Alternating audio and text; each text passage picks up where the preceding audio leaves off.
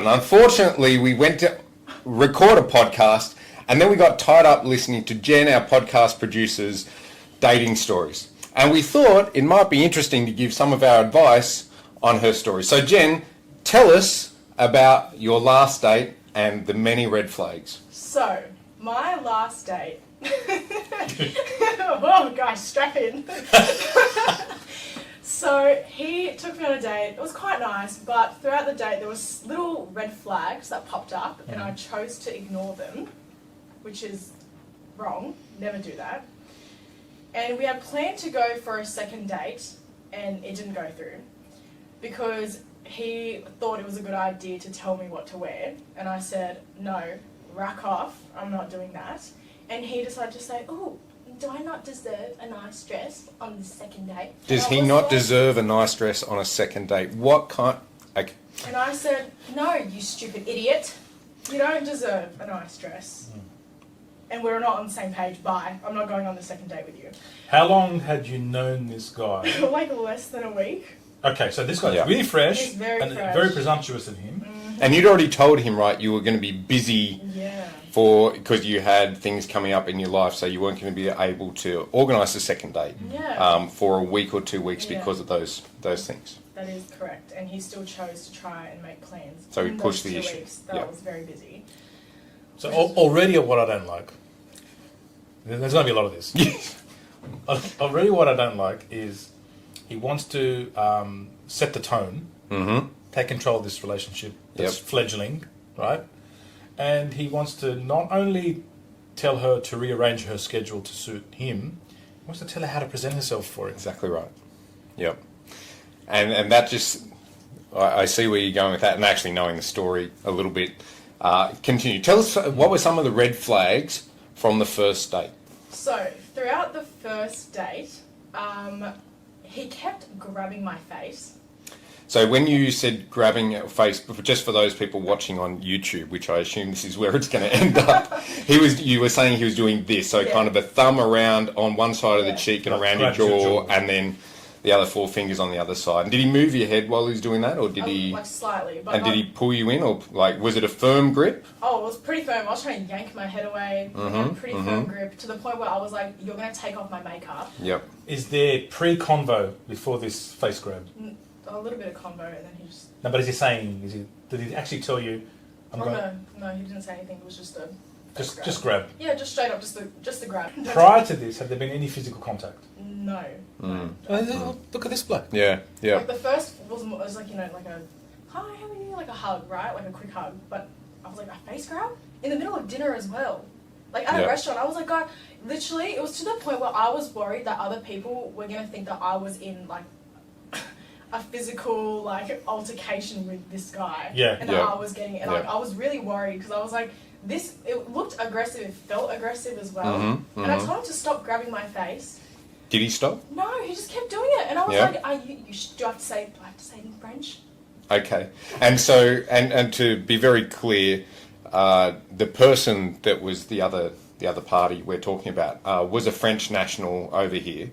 And you said before, am I correct, that he was talking an awful lot? Yeah, he's yapping a lot. Yeah, yapping a lot. Jen's words, yapping a lot. Yapping a lot. Loved yapping, yes. Yep.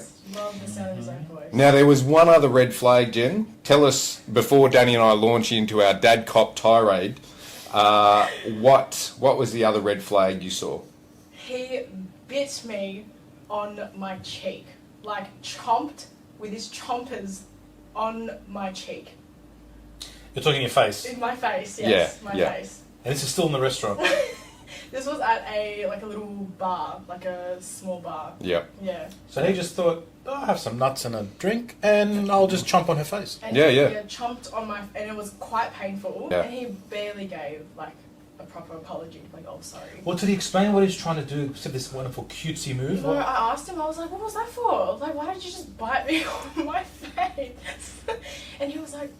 he's like, I've never done that before. Like, I don't know what... I've never done that before. Yeah, sure. Yeah, okay. Yeah. I just had the urge to come over and chew on your face. All of a sudden, I went instant pitbull and...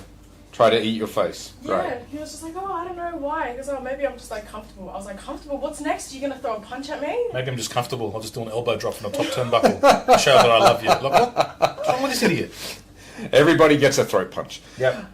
Well, look, I think both as ex-cops and as dads, we hear these stories. And one of the things we were talking about just before we started recording is there are a number of, I don't even know what you'd call these imbeciles that go around trying to teach men how to, date women and get women to fall in love with them. You people call this? Yeah. But look, everything there just was a move at dominance, right? Yeah. The hand on the face is it's something that is unusual, right? You don't normally let people touch your face, so he's beyond your barrier. He's wanting to see how you respond to that.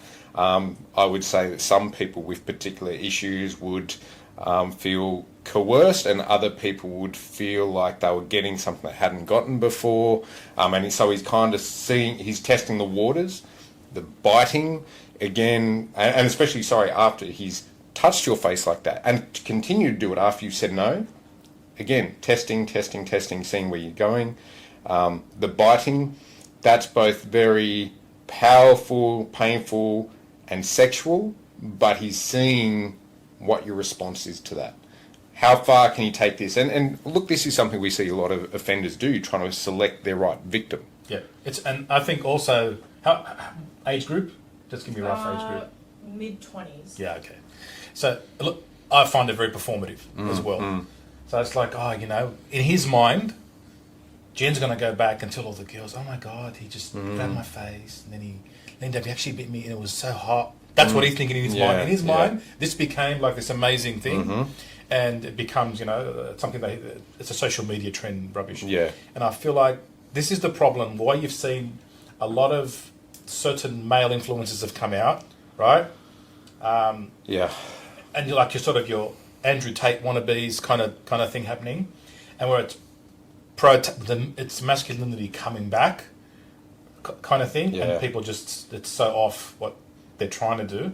And again, as a father of a girl, not impressed. No. Well, maybe I want to express my love by biting him in the face.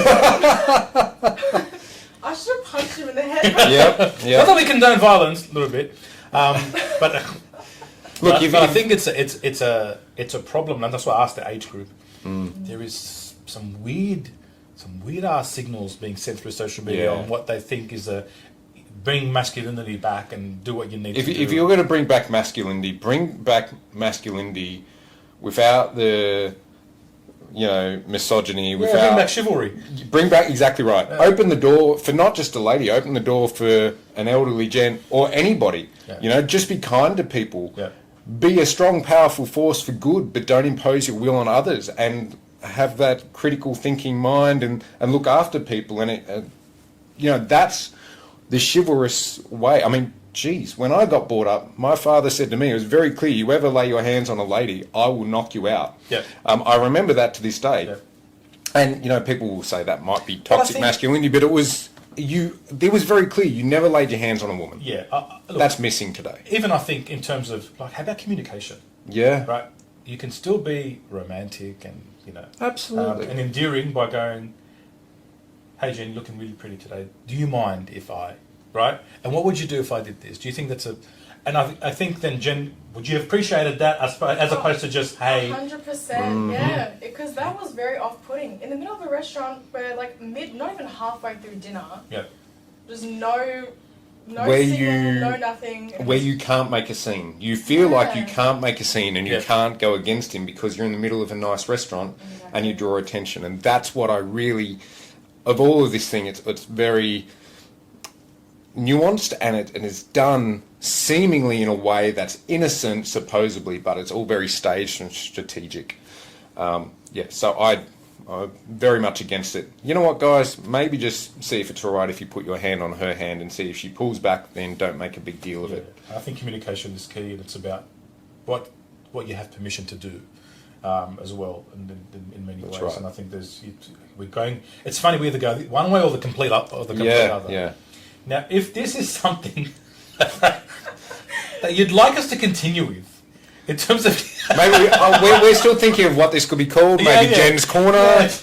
Real world stories with Jen and whatever Jen's adventures get into, or anything like that. We're happy to give advice on that stuff, because Anthony and I have a different perspective probably to many.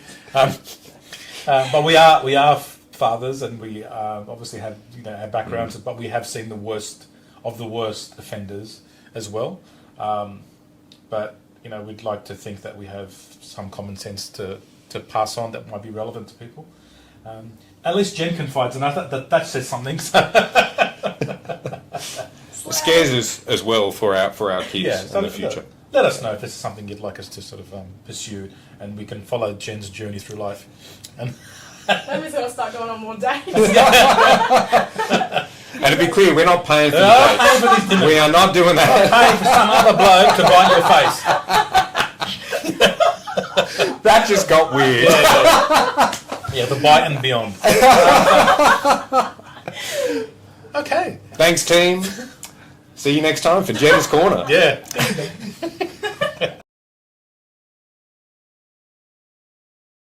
Well, welcome everyone to the Badge and Beyond. Hello, Anthony. Hi, Danny. How are you, mate? And Jen behind the camera. How you going, Jen? Hi, I'm good, thanks. How are you? Just for everybody at home, she did a two-handed wave. We need a new production assistant. So, one of the topics that came up was, the whole concept of police pursuits, police driving, and what we internally call the safe driver policy. Mm-hmm. Now, Anthony, as someone who was an instructor in police driving, can you give us a bit of a background into this sort of scenario? Wow, yeah. For all those people that are in the job, you've heard about the safe driver policy. For everybody outside the police force, you need to understand there is a policy that dictates what police can and can't do, or do and shouldn't do. And it's fair to say sometimes those policies are, the adherence to that policy is a little bit fuzzy.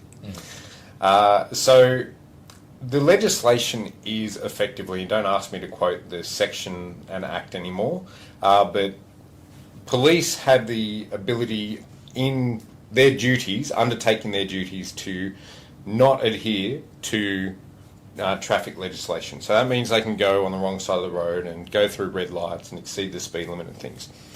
But the policy dictates what you can and can't do, and kind of what's reasonable and what's not reasonable.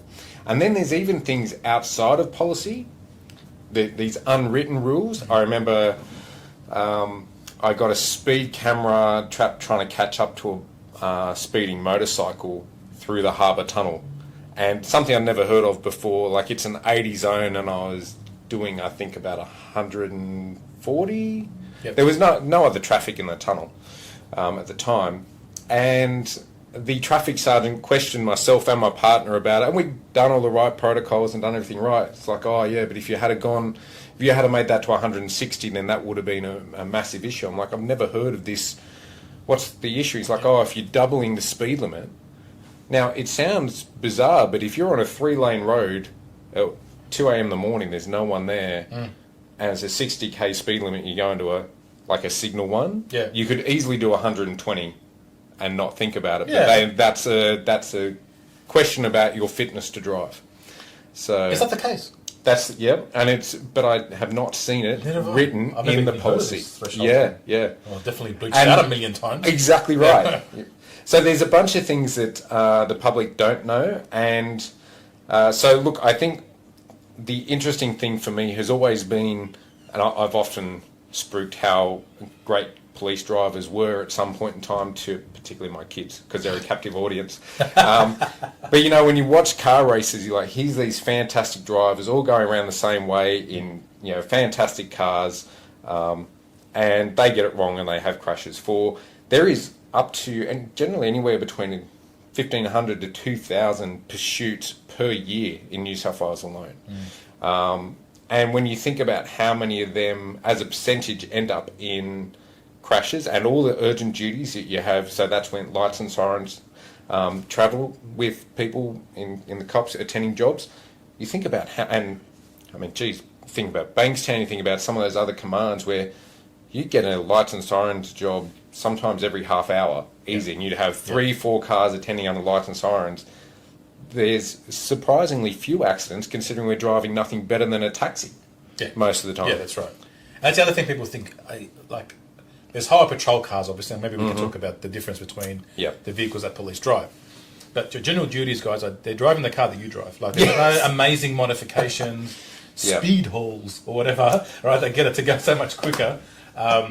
It just has a lot more kit, for example. If anything, it's weighed down, and there's a lot more things interfering. There's stuff all around the dash. There's all these other sort of things you're worried about. You've got a mobile data terminal. You've got if anything, it's a hell of a lot more annoying to drive than a normal car. And it's not custom built to perform any better than your car. And you don't drive the same car every day. You get into that. I will say that's probably one of the things that makes some cops really good drivers is they're just thrown into any car that's in the car park. You grab the keys and one day you're driving a Rodeo, then you're driving a van, then you're driving a sedan, then you're driving a wagon. I got thrown into a Mercedes Sprinter bus. Once I've never driven it, and I'm driving through like the back streets in the inner city, and it's like it's this. Actually, it was about the size of an Amber. I'd never driven one before. And you're like, and even the mobile, the RBT bus. You just go drive that. Okay. That's just how it is. And you get training on the process to drive, but you don't get trained on all the different styles of vehicles that you have to drive. So, look, understanding the training process, maybe to begin with, for people out there is everybody that comes in the police force has a driver's license. You can't be a sworn officer without the driver's license. And then you effectively seek to go on the course, or they put you on the course. And you're not allowed to do any urgent duty driving or any pursuits until you've gone on what they call a silver response category course. So there's 3 levels of police driving license, if that makes sense. There's bronze, which means you know how to park a car. You can actually drive a car. Yeah, you can drive around a circuit at normal speed, and you can park it without hitting cones. But you can hit go lights and sirens. On life-threatening jobs as a bronze driver, you just can't exceed speed limits and stuff from memory. Now, I don't know if that's changed, but it might have changed. Because most of the people were bronze drivers in the station anyway, and they were definitely doing lights like red runs, but you couldn't do pursuits, you couldn't do certain things like that. And there's also different codes of response, but let me come back to that. So then you have. Everybody starts as a bronze driver, and then you get your silver response classification, which means you can drive and do pursuit, and you can do urgent duty runs. And then you have gold classification, which really just means you get to do all the stuff you did on silver, except you get more responsibility. So if something happens and you're on shift and you're monitoring or listening to that, and you should have known it was unsafe, then that responsibility can be dropped on you as a gold driver. And they're usually highway patrol, the gold. Drivers. And instant, there's this funny thing where you get like a overarching gold if you're a sergeant or an sergeant or above, but they don't tell you you're gold. You just end up with the responsibility. So to get to the point where and honestly, I don't know about you, but I love driving fast. One of the things I loved about the cops was being able to help people, but I'm not going to lie and say, driving fast didn't interest me. As a young man, you're like, yeah, of course. Who doesn't want to be able to drive fast? But as I got older, you realise the responsibility you have and the danger involved. And honestly, so many cops are injured in car accidents. When they do go bad, as I say, they don't go bad as often as you might think, but when they go bad, they can have a terrible impact. And we've seen that multiple times. Obviously, cops start, the more you get around, the more you see your first mate in a casualty situation. I remember one of my friends on my team, she wasn't even doing lights and sirens and got T-boned and the truck rolled and everything else, and it really comes back to you.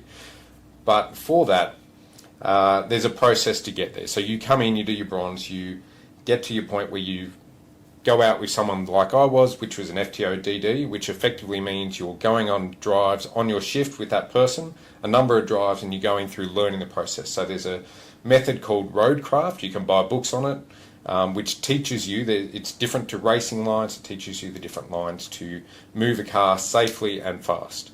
So I highly recommend more people learn about that. But moving forward, you get through those couple of sessions, then you go to, basically a racetrack down in Goulburn. Not on the academy, but probably about 10, 15 minutes away from the academy. And that is awesome. Basically, it's 3 days, 10 hours a day of just driving around the racetrack on the skid pan, you know, learning. We've got, like, some of those guys are great drivers, some of the instructors just amazing. And I remember starting out, I don't know about you, but going around the track at like 60 and 70 k's an hour going, man, this is kind of intense. And by the end of your final assessment is running a pursuit through that racetrack, and there's stop signs and there's lights and there's different areas where you can't go here and there, and you have to call it on the radio all by yourself, and you're pushing through it over 150 kilometers an hour, and it's easy, you know, like it doesn't feel like it's that difficult, but that's the development you have.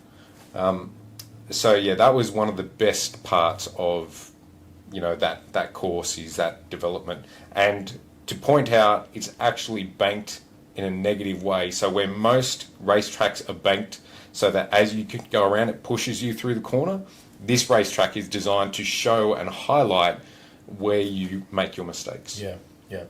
And I think one of the things that, one of the myths is that, you know, police just hit their sirens so they can go to Macca's, right? Yeah. I've never seen that happen. Those kind of things, because what people don't see is you're sitting in the car at a red light, for example. Then a job gets broadcast that's urgent, right? So then you hit your lights and sirens and you start going, but then something happens and it gets cancelled, for example, right? Or it gets downgraded for whatever reason. So then you no longer need it, so then you turn off your lights. So all they saw you do was go from a very short distance and then change your mind. You didn't just do it to beat traffic or to go to wherever you went to. It's because of what's happening inside, because sometimes the job's getting cancelled, or there's more information that comes to light in that process. You got to understand, you're a slave to the radio in terms of what's happening. You know, they're telling you what needs to happen, and sometimes your supervisor's calling you, or the supervisor can override. So that's like, you might acknowledge the job and go, yeah, I'm going to it, and then your sergeant jumps on and goes, no, that's enough cars going there, I need you to go to something else, for example. So, but to the outside world, all you're seeing is lights and sirens on, then stop. Yep. Well, what was that for? Yeah. Yeah. Yeah, no, and that's a good point. I hear so many people when I was in the cops going, "Oh, you guys just fly around everywhere." It's like, no, I mean, it would be nice. Yeah, it would be nice. You know, in fact, there's in the police safe driver policy, they have code red and code blue. So if you're proceeding somewhere code blue, you're just driving at normal speed. If you're going somewhere code red, that's lights and sirens, and you're travelling to an urgent or priority job. There's another one that's not in there, which is code brown.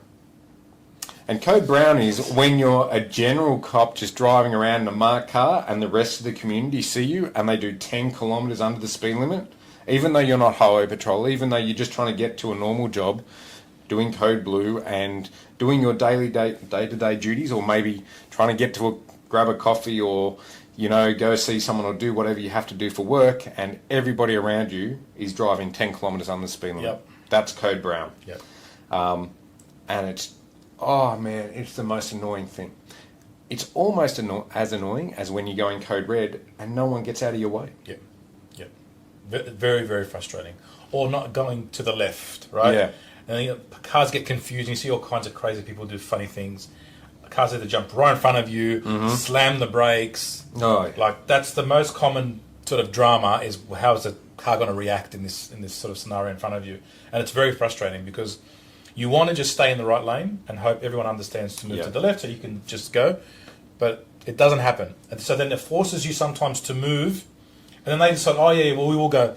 And they come, and then it's constantly worried. That's the problem with this. So if you're in a car by yourself, you've got to look after all that, and while also broadcasting.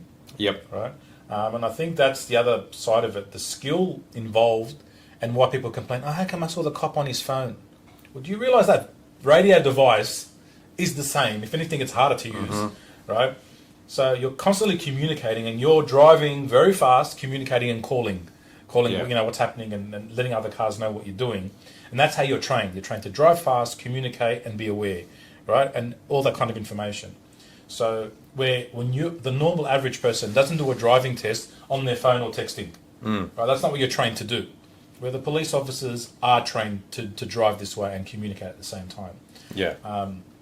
So if they're on their phone or doing whatever, it's usually for work purposes, well, you hope. Otherwise, they're out of the... I did have a field training officer when I was a probationary constable who... I've never seen anyone drive urgent duty and text outside of this woman, who I think is still in the cops. She went to the prosecutors, come to think of it. But I felt bad sitting in the passenger seat going, because I know, and even just normal driving, she was driving around texting, you're like, oh, you probably shouldn't. She's like, oh, but the law says we can. I'm like, yeah, but ethically it doesn't look good, but, what do? You're a junior cop. You don't, and that person has control of your life. Yeah. But look, don't get me wrong, don't let us say that it never happens, because it does. But, yeah, it's the radio. Actually, I remember being in a car going to an urgent job, and, you, as a supervisor, you're calling in resources, so you're directing where you want cars. Sometimes you're driving, as you say, urgent duty, and you're setting up a perimeter on the way in. So you're like, okay, so I need 15 to go to this corner. Radio, I need the other car to go to this block one up, and then across, I need the first car to attend on the scene. Can you call for a dog? We might need air support. Things like that. But you're doing this at like 100 k's an hour. Yep. And you're talking on the radio at the same time and processing information, and the other cars are talking. I remember I had a pro in the car with me going on armed robbery, and they're like, how do you do that? And I was like, well, mate, I've been in the cops for over a decade by this time. It's second nature. Yeah. Right? You do it quite easily. Yeah. And without it being panicked. Like, oh, can you get me on? Yeah, You don't do that. It's just, calm, clear communication, and then also using the phonetic alphabet. Yeah, there's all these little skills come into it. And I think a lot of the points, and I remember like talking to a number of cops as they left the job, thinking they can't do much. And I'm like, yeah, there's skills in just that. The amount of multitasking you're doing under extreme pressure. Because sometimes the job that's being called is one of your mates asking for help. Yeah. And when you're talking about the speeds, because that's I'll definitely smash the speeds there. Oh. And I remember in one particular case while I was supervisor, I was in the car by myself. It was a night shift. And one of the car crews was they responded to a job at a club. They got jumped. There was a lot of people, and it was just 2 officers just getting attacked by about 12 people. And they called urgent, and then we didn't hear them again. And so you're going as fast as the car can take you. And I remember just a little glancing on the speedo, because my car was now drifting across 5 lanes. Yeah. That's how fast we were going. It was 3 a.m. There was no one on the road. But I was like, it didn't have much more to go. I couldn't actually not accelerate anymore. And you're just gearing down and slow down at that stage. But it's that kind of intensity where you're listening to, you just want to hear their voice again to make sure they're okay. And you want to hear if there's something else that's spilled out, what's the best way to get there. You're trying to get information, but you haven't got time to sit there and put it in the nav, right? Yeah. You need to know where the hell you're going. And sometimes, especially if you're by yourself and you're flying to a job, then radio will come in and actually tell you, take your first left, after this street, turn right. I'll just tell them, tell me where I'm going, because I don't want to sit there and waste time. I know I'm going to be there first. So for me to get there first, I need help to get in there. You don't want to sort of have anything that delays you, especially when you're on your own. And it's a lot of things happening and calculating in your mind. And as I go back through multiple cases or situations where that happened for me, you forget how much multitasking you're doing. Yeah. And it's funny, the other one that always got me was, so if someone calls signal 1 for cops in trouble or urgent, a cop calls urgent, all hands on deck, right? Everybody drops everything, and that car has nothing left in it. Ambos was the other one. I always had this thing that if the Ambos, when I call the Ambos, if something happens to me, I want them to move. If something's happened at Ambo, I'm always going hard. And it always kind of pissed me off that someone would flog the Ambos as well, because they're there to help, right? They never do anything. I've never seen an Ambo punch on with anybody. Yeah. So I remember I went to one job, Campsie Station, Riverwood, and they've we've lost contact with them. We know that there's a known person there that often causes dramas. So myself and one of the car crews went down, and as we pull up, I get out of the car, go into the Housing Commission complex, and they're walking out. I was like, oh man, sorry, we didn't have our radio. I was like, oh. I walk out and there's literally smoke coming off my brakes. They're like, who was driving that? It's like, that was me. But yeah, got your back. Yeah. But yeah, you always got to look after the ambos, and it's that thing. So you will notice there's some people will, when you're seeing police cars under an urgent duty response, there's almost like we're going fast, but we're not going stupidly. And there's other times when you're like, that guy looked like they were, Max Verstappen trying to make a qualifying run in Formula One. Yeah, absolutely. There's always context to it, and that's why people put. And because people just see that's a police car, they don't know the different duty types and what's going what. Some people can differentiate And between the different high patrols jobs, and yeah, stuff as well, yeah. but Like for example, you get an armed robbery call, and it's just an alarm, right? You're going to it, but you're probably not going flat out. You get someone's on scene, someone needs CPR. You're going to beat the ambos. It's a life-threatening thing. Seconds count. Yeah, and so and then you've got other pushing situations hard. where it's like it's a transplant run or something Yeah. You want to explain that? So sometimes when there's an organ transplant being required, the different medical agencies will call on Highway Patrol in particular to come out, and they might fly an organ in, or it'll be harvested, say, at one particular hospital, and it'll have to go to another one. So I've seen them do runs from, I think one was St Vincent's up to somewhere on the coast. I don't know if it was Newcastle or Central Coast somewhere. But yeah, basically that's a highway car pulled out. There's a team of usually a doctor or a nurse or whoever needs to go, and an esky, right? And they're in that car, and it's about how fast can you get them to that location, because as soon as they get there, that heart or other organ needs to go into someone else, and someone else's life is on the line at that point in time. So. And they have something they call a green corridor? Yeah. So the green corridor is both for those organ transplants, but also for the Prime Minister and the international heads of state. A green corridor is effectively where everybody gets held up and by red lights, and a corridor is created for green lights. So you can pretty much just blow straight through. But if you've ever found yourself at a red light and the green gets an extended period of time, you're like, what is taking... I've been caught up in those myself, but I've also been in the dignitary protection line doing the run with the PM. You'll often find that you're held up for a minute or 2 minutes before they've even gotten to you, so they've got that space. So yeah, good green light corridor, and that can be very strange, isn't it? Driving where every light is green the whole way, right? You don't stop. It's really it's a very unique experience. But also, you talk about multitasking. There's really a guy. Sometimes it's just the driver. Sometimes it's the passenger, depending on where you are. They're on the phone or on the radio to RMS saying, we need this one closed, we need that, and they're trying to link it. Now, the very first time I did this was the first time I picked up the Prime Minister, and I nearly screwed it up.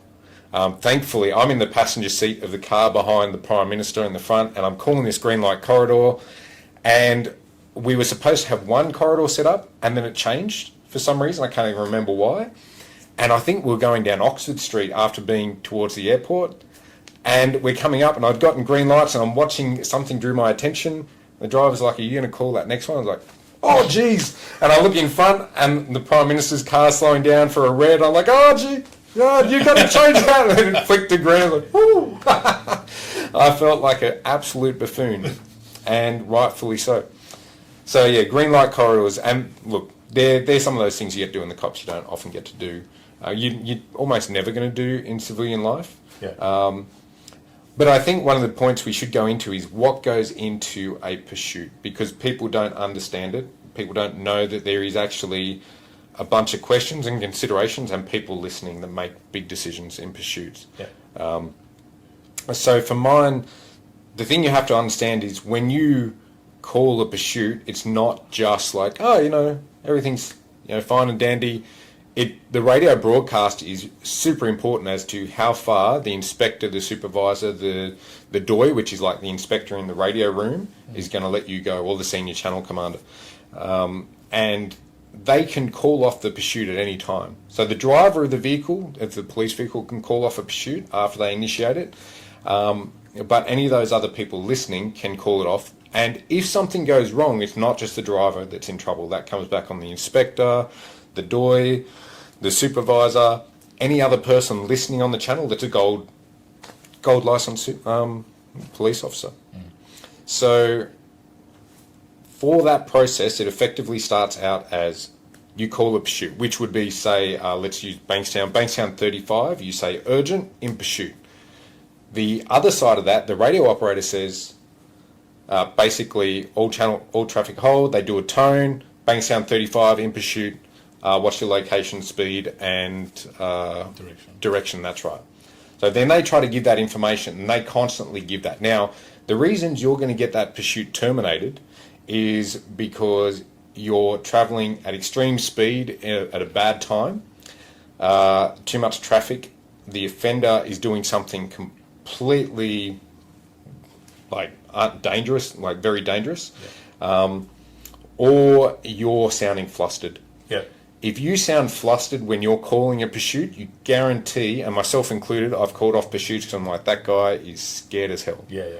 If it's scaring the guy in the car, that's not good for everybody else. No. And you'd sit on the radio hearing it and go, they're going to cancel it. They're going to cancel it. You just know. Yeah. Right? Where the person, you'd sit there and go, that's a great call. It's calm, it's really well done. It's just in regular intervals, constant communication. That's the other thing. You stop communicating with radio, they'll call it. Yep. And if you don't know your location, they'll call it off. For me, as an inspector and a sergeant, I used to like to let it run. Yep. As an inspector, I would jump on as, beaches 10, camps 10, whatever, and acknowledge early that I was monitoring, because that kind of took the responsibility off the DOI and the channel operator, because I know my people, I know the location, I know the weather because I'm out on the road. I can make that call.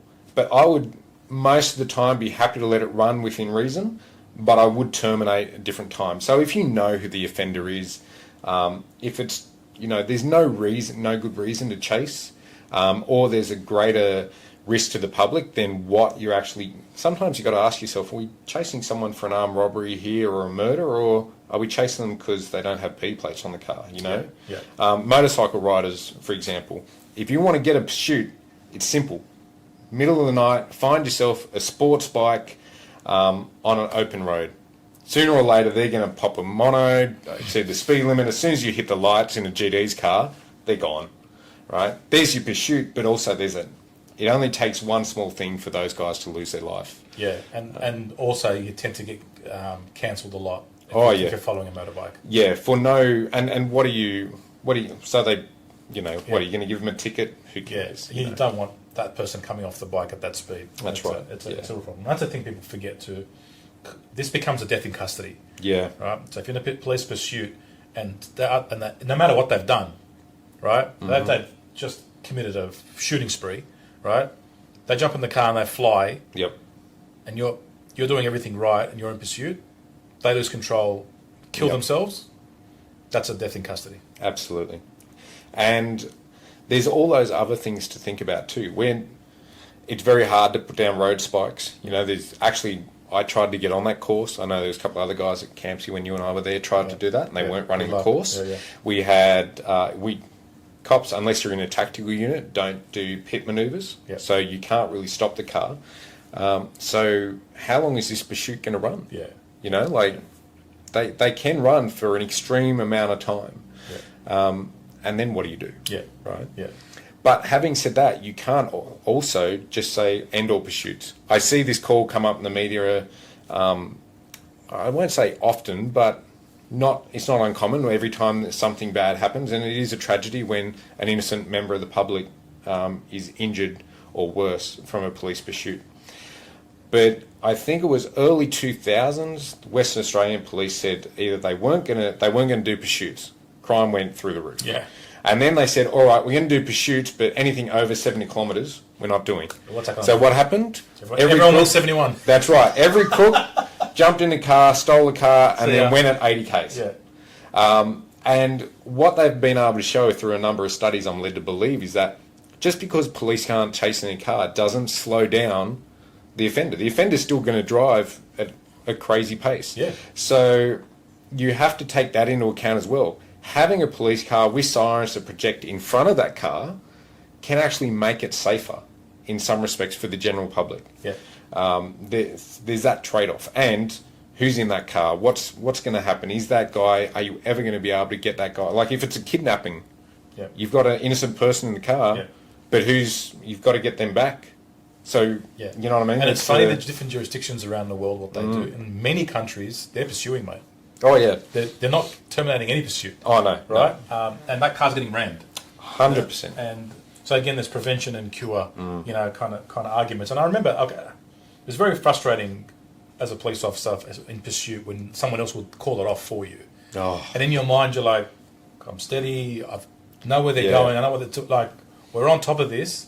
Let it run, and we've got 4 or 5 cars out there. Yeah. Like we can, the dog squad's on its way. Yeah. The Polar's up there. So it's you're like, okay, this is the perfect. It's sunlight. It's just 3 o'clock in the morning. Nothing happening. Like, come on. That was one of the best things about being in that position, that rank as sergeant or inspector, was when you called a pursuit as 14 or 10. Yeah. No one was terminating you, right? Because your DO, I will say, I know amongst the inspectors I worked with, some of the guys were like, yep, I know my guys, I'll make the call, like me, independently based on what I know. Yeah. Some of them were like, I don't let any pursuits run, it's not worth the risk, forget about it. Yeah. I'm like, grow some balls, Yeah. right? But as 10 or 14, you're in a pursuit, you just know you call it, urgent, 10 in pursuit, no one's cancelling that. Yeah. It's up to you. Yeah, you'd hope.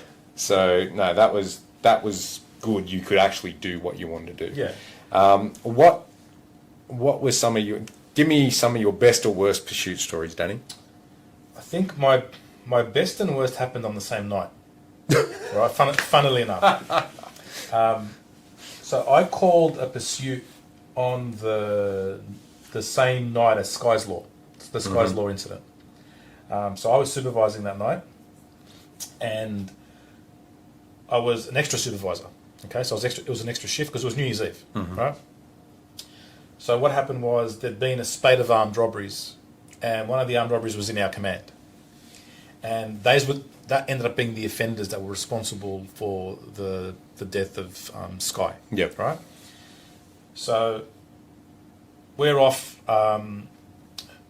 because we were so busy in this New Year's Eve being what it is.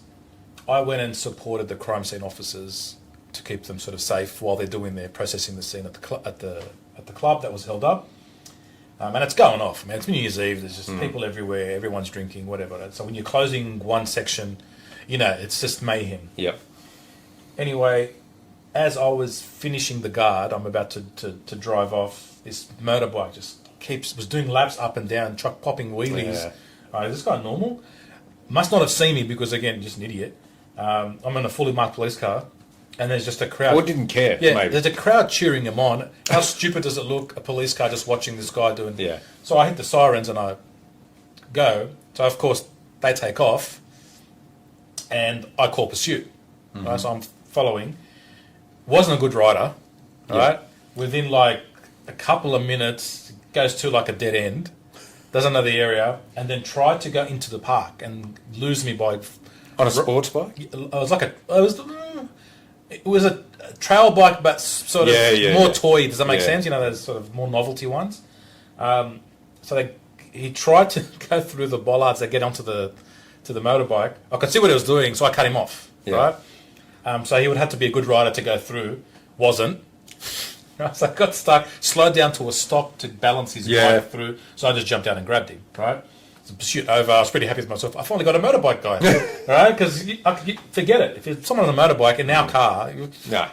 And they think they're so great. You're not great. Like your acceleration compared to mine's rubbish, right? And also, someone's telling me terminate pursuit. They don't like you going after guys on bikes.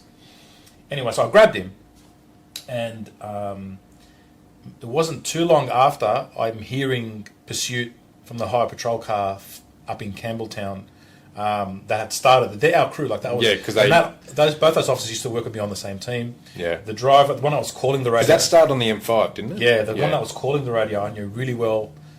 He was with me as a junior cop for years, and I got a lot of time for him. Like, he was a friend, and from hearing his voice, I knew something had seriously gone wrong. Because the car had obviously stopped. There'd been an accident, and he'd been the one that ran out. He was in the car that ran out to see what happened. Where unfortunately the collision had caused the young child to pass away. So that was like horrific. Just from the voice of the High Patrol officer, I knew something really bad had happened. Yeah. So that was sort of like, wow. And you saw on the adrenaline rush from catching someone on a pursuit going to something as horrific as that. And that's the last thing you ever want. Because not only was it, as a death in custody, so to speak, because you're sort of involved in this pursuit, but it wasn't even the crook. Like, it's a completely innocent, and of all things, a child. Oh. It was just the worst of the worst of the worst, So I remember that night vividly. And I remember when I was saying it on TikTok, the actual father of the deceased child actually jumped and commented. And he said, I'm glad someone still remembers that this happened, because, it was the worst sort of time in our life. Yeah. And they named the bridge sort of after her, and then they brought out the law, for the pursuit, the Sky's Law. Yeah. Came out that night. So it's surreal sort of thinking something that you experienced on shift. Like, I went to work and I think it's a New Year's Eve shift. You're expecting some kind of action that night. You're an added supervisor, because I was acting crime coordinator at the time, so I wanted to have extra presence on the road. And usually it's kind of a fun shift, the New Year's Eve. It's because it's full on, right? So you're not bored. There's a lot happening. And then you've got the day shift off because you work night shift, so you're going to spend the day with your family for New Year's Day. It's kind of a nice half experience, but that was horrific. It was just a terrible, terrible shift. Yeah. Yeah. So that's why I said the best and worst happened to me on the same shift. Yeah. Yeah. Because very few, I called so many pursuits, but I just kept terminated. But very few times was I even in the car where they didn't terminate a pursuit. Yeah. Because the spate that my career was in was straight after some significant deaths in pursuit. So they started canning everything. Yeah. See, for me, my very first pursuit, I was a pro in a sedan, and the guy that was driving the car was ex-highway patrol and an FTODD and a mad driver. And FTODD is what? Field Training Officer Driver Development. Yeah. So they're the guys in the station that know how to drive, that teach the guys how to drive and do all the different things before they go to Goulburn. Which you were as well. Yeah. Yeah. But as a probationary constable, Yeah. we ended up chasing a bike that we run from Highway Patrol. We saw it, and you know what? The thing that killed me was we got lost in the back streets of Arncliffe. I couldn't see. When you're trying to run through, you're going through corners and past traffic signs, like street names. Yeah. And I'd only been there a few months, so And this is no navs, right? You're no, on man, UBD, map. It's dark. Yeah. And I'm like trying to, what was that? And they're like, say 35. What's your location? I mean, I remember going, we're parallel to Wollongong Road. We're heading south. And like, what's your exact location? I'm terminate. Yeah. And I was, you know what? I did not speak, I think, for probably the next 4 hours. Yeah. It was just silence. Yeah. And the guy I was with was great. And he said to me probably, I don't know how many times, he said to me, look, you're still beating yourself up about the pursuit. Don't worry, mate. It's like nothing. It happens. I'm like, yeah, but for me, it was a big thing. Yeah. Funnily enough, though, do you remember that period in the early 2000s where every crook and his dog was stealing a WRX? Yep. And basically it was like, if there was an armed robbery, a ram raid or something else, it was a Rexy. Yep. So there was this directive to basically do an RBT or do a rego check on a WRX. Yep. Now, a couple of things during that time. My next good call, I'm not talking about the time I actually was driving, but I was with one of the girls in the station, was one of the best drivers I've ever seen. And I won't say her name, but if she ever listens to this, she went to Dog Squad. I know she's still there. To this day, probably one of the best drivers I've ever driven with. She loved it. I think she'd done a rally course and stuff like that. She was just like, great person to work with, one of my favourite partners I ever had time to work with. But we saw a Rexy pull out from like a bowling club. And he went really slow, and then we looked at, the moment you drive, we're driving in his... And then we look at him, he looks at us, and then it's just on. So she drops a mad U-turn. We're on the Princess Highway, and I don't even know why. I had my foot on the dash. I'm driving, just calling it really calm. Yeah. Everything's going well, and she's nailing it. And the worst thing was, we had this Highway Patrol wannabe in the station that was driving a sedan that night. And we're coming down Princess Highway, and he's got a couple of, he's in a Rexy wearing a V6 Commodore. Yeah. And this guy we're calling it, we still got visual, and then this idiot just pulls out from the side street in front of us into our lane with lights and sirens and thinks he's going to accelerate to go primary vehicle, and we nearly ran into the back of him but for the fact that she was such a good driver. And then we've hit the brakes, he hasn't, and the car's taken the left and we've lost it. But for the call, I felt really calm. And it was like, wow, man, that was really calm. I was like, I was good. Yeah. But that guy ruined it. Yeah. And another night, I actually, when you talk about the brown, the things that people don't tell you about pursuits, is you're not allowed to pursue in a cage vehicle. So that's your paddy wagons and things. So one night, it's me. I don't have my license to pursue, my Silver's certification, and I'm with another probationary constable. And I see a Rexy come out around the corner. It's like 3, 4 in the morning. And then it goes up to Rockdale, turns left, and we just follow it in, and it stops, and it's kind of double parked diagonally across from a 24-hour convenience shop. I'm saying, do the rego check, do the rego check. Because I knew my supervisor had actually got his hands on a highway car. Because he was ex-highway patrol, so he could chase these guys. Nice. And as soon as he calls up and starts running the rego, remembering back in those days, radios weren't encrypted, so you could listen to it on the scanner. Yep. These guys are off. So I'm chasing, but not chasing. Yep. And they're like, You're following. Following at a following distance is the radio. So here I am in this bloody rodeo trying to keep up. And I don't know if they were just shit drivers or playing with me. I think they must have been playing with me because I could keep them in sight going around the back streets. And then they got on the Princess Highway, and the whole time, 15, are you in pursuit? No radio, not in pursuit, just following at a distance. And 14, who's in this highway car's like, just keep it going, I'm almost there. And then they got to Princess High, and he was gone. It was like one of those cartoons where, there's a smoke outline where Roadrunner used to do that. When I was very sort of beginning of my career, when I was out as a probationary constable, you were still allowed to chase in trucks, right? It happened during that year. Yeah. And for some stupid reason, I don't know what fleet of cars they got, because of the transmission, the car would just turn off. The paddy wagons would just turn off. Yeah. And I was in 2 pursuits where we're in the paddy wagon, we're chasing someone, right? I'm in the passenger seat, of course, and the car just turns off. Yeah. And you have to pull over, turn it back on again and drive. It was just ridiculous. It was that was a good purchase by the government those days. Yeah. What would a police car need to be reliable? Yeah. But I remember that. Then halfway through that year, I remember they called it no more. You couldn't use the cage trucks to chase anyone anymore.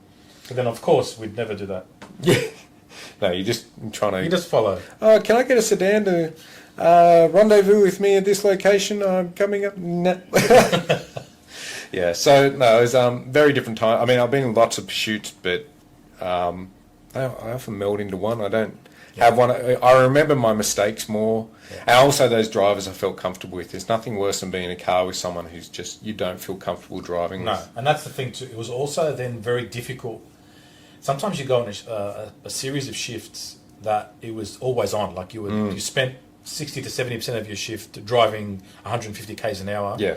And then you got like 3 or 4 days off and you're in your car and and it just feels wrong. Have you ever had that? You can see an ant waving at you in traffic and you're like, I feel like I'm going so slow. It just feels weird. Did you ever have that kind of weird mind meld where you finish a shift and you're driving home and you've had one of those shifts where it's just like job, urgent job, urgent job. And then you're in your car and you're driving home and you see the bank up of traffic and you almost go to the wrong side of the road to go up. You're like, whoa, no, I'm not going to do that. Do you know how many times I would reach for the radio in my own car? Yes. And I go, there's nothing there. And I swear, I don't know if I was seeing flashy things, but I could swear people were still reaching for their seatbelt in my personal car as I'm driving. It was one of those things that stayed with me for years. That I'm like, seatbelt. The guy's reaching for his seatbelt because he's seen me. Yep. And I'm like, hold on, I'm in my car and I'm not in uniform. How does it? Yeah. But it was like, for sure. Mind tricks. And that's one of those things that people in the public need to understand. We don't notice you until you reach for your seatbelt. Like we're driving along, then we see you go, oh, Like Yeah. that action brings attention to you. So if Yeah. you ever stuffed, right, here's a private tip for you, don't do the quick reach. Like that's what makes attention to you, because from a distance, I can't see if you've got a freaking seatbelt on. Like I'm when you really hit the looking anchors. at you. You know when you're doing like 10Ks over, you hit You're the like, anchors and you go 30Ks below. And then all of a sudden you're like, what was that? Yeah. Yeah. Yeah. So people actually bring attention to themselves, you know, or like they're in a car and all of a sudden the cap goes down and they sort of sink into their seat. Don't be suspicious, man. Now, I want to ask you a question. One of the things from Safe Driver was you're not supposed to drive on the wrong side of the road without permission from radio. Yeah. Did you ever do that? Absolutely. Never asked them at once. No. No, but always drove on the wrong side of the road. Always. You know what? I had one sergeant, and he's a nice guy. I liked him. He was a very good guy, but he was so anal. And we were going to a job, and I'm like, hey, Sarge, and I was still in my car. I'm like, are you going to, like, you know, we're literally stuck in traffic. I'm like, you going to, he's like, no. I said, do you want me to ask radio for permission? I don't want to ask, but I don't want to, just leave it. I was like, for reals? Like, because I could see the accident we were going to is like 300 metres down the road. Yeah. But we're stuck there, lights on, not going anywhere in traffic because of the accident. Yeah. I'm like, I don't want to do it. Whereas everybody else I've not worked with anybody else like, radio permission to go on the wrong side of the road, because you just don't do it. No. Forget about it. No. Geez, I was doing that before I even had my certification. And that's the thing, it really depends who you're working with, what trust you have, but also what kind of driver there are. Yeah. Sometimes you'd be like, okay, I have this thing, I want to drive. Like, it was very difficult for me to let you drive my car. It was like, really, I had massive control issues of the car. I had to drive it. Except the guys, there was probably two in my team that they both ended up being high patrol, of course. Yeah. They were always meant to drive, but they were drivers on that's what their hobby. They were actually into racing and all that kind of stuff. Amazing drivers. Yeah. And they would freak out. I'd turn up to a job because I was senior in my team for a long time, and they'd be like, "Danny's in the passenger seat. What happened?" And I'm like, "He's a good driver. That's why. He's a very good driver." Mate, one of the guys, he went to high patrol. I thought he was going to kill me once. We're going to Signal 1. Yeah. We made it from Sans Souci to Sutherland in under 4 minutes. Nice. Like, it was literally, like, we pulled 200 out of a Falcon. Yeah. But we turned into a right-hand turn, front wheel slide. And I'm like, and he had me lined up for the post. I'm like, I'm dead. Yep. You're just like, that's it. And then he got it back, and I was like, wow. And he's even at the end, he's like, sorry about that, bro. Yeah. But Signal 1. Yeah. No. Yeah. Fair call, but then there was the guy that wanted to drive and call the pursuit too. Yeah. He wanted to hear the tape. He wanted to hear himself on the tape. I worked with one of those, and I ripped him apart that day. Yeah. I'm like, what are you doing? I let you drive, gets the pursuit, grabs the radio, which is my job, and just starts calling it. Because he wanted to, and I knew it. You want the tape. You want to go back and you want to listen. You want to listen to yourself calling the pursuit. And dude, what are you doing? Yeah. On that note, thank you for listening and watching, and depending on what kind of platform you're viewing us on. We hope you enjoyed this one. Anthony, thank you very much for your expertise in this space. This is one of your little niches as well, which is really cool. It's nice that we now have the ability to go back and reflect on it, and that none of us were severely injured in all those times, and that's like 17, 18 years worth of driving fast. Yeah, we're lucky. Close but no cigar multiple times. Yeah, some of the cars didn't make it. I'll tell you, in my situation, did have some prangs, but luckily no one got really hurt. Nothing serious, but it's been pretty cool to reminisce. Can we thank our wonderful sponsors, IC Technology, for all things IT, and you can find them at ictechnology.com.au. And Precision Integrity Services, who you can find at privateinvestigatorsydney.com.au. See you next time, guys. Bye.